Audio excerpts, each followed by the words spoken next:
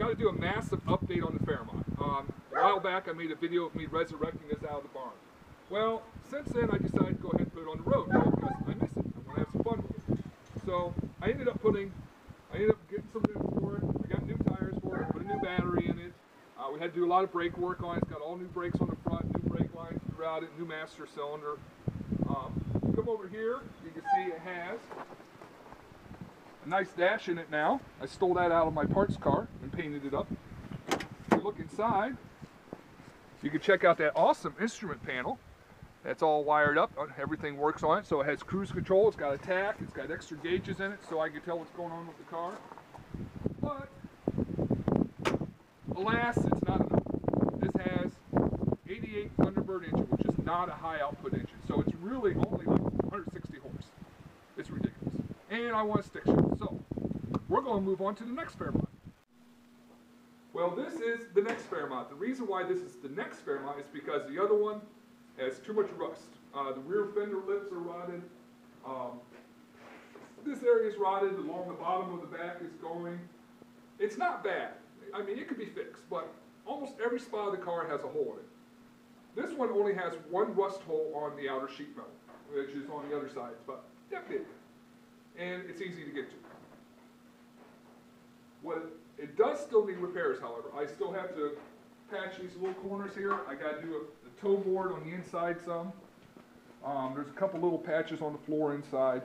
Like if you look at this right here needs cleaned up. You know, just weld that up, clean it out. So this is going to be the next Fairmont. Now it's getting a little bit different, but not so different drivetrain. It's getting a 99 Ford Explorer engine with the GT40P heads that I'm currently porting just a little bit. I'm not a porter, so I don't know what I'm doing, so I'm being careful. It's getting a 91 Mustang GT computer and wiring harness, a T5 transmission out of a 95 V6 that I have to swap the input shaft to it so that it bolts up to the Mustang engine. It's getting some seats you see over here. We got a couple buckets to go in there. It's getting the entire interior out of the other car. It's getting the hood and both doors out of the other car because they're in a little bit better shape than this one. It also needs a piece of glass out. It's getting new bumpers.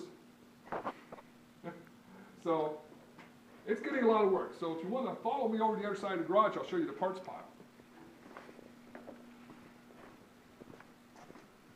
Over here you can see the body. Oh, I managed to tear this car apart. This was a complete car with engine and transmission in it.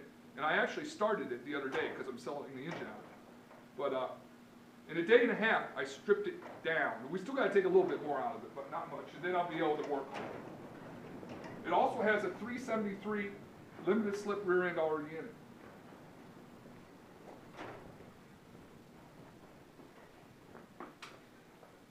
So this is the parts pile. This is all the engine and transmission for that car. Here's that 99 Explorer motor I was telling you about. This motor is in excellent shape. There's no ring at the top of the pistons. The crosshatching is still visible. Nice flat top pistons in it. So you can see I got the bell housings. I got the Explorer intake, which is a kind of an updated version of the Cobra intake. That's the good intake to have on them. And a whole bunch of extra crap. I got a set of headers that was on that 351. I'm going to see how they fit. They were in the car, they were attached to that motor, so hopefully they will hold up and work, although I notice I may have a steering problem, steering interference. Here's the T5 that's going in it. Here's one I picked up by accident. Well, I didn't pick it up by accident. I picked it up on purpose, but it turns out it's for a 4-cylinder Mustang. And wow, I could rebuild it and make it work.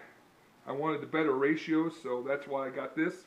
I think this is a 95 or 6 V6 Mustang transmission, but they're pretty much identical to the earlier T5s and the Mustang GTs, except for you got to swap out the shaft because it's a little bit long.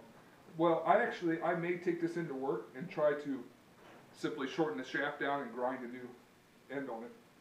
That would be nice if that worked out, save me a little bit of money.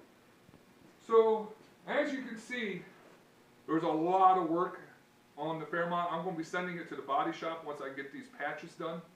And hopefully this project actually moves forward as opposed to like my Jeep project, which is stalled because I'm working on this project. But anyway, we'll see. This will be part 1. I'm sure there'll be part 2, 3, 4, 5, maybe up to 50 or so, and it'll be done. I hope to God, maybe.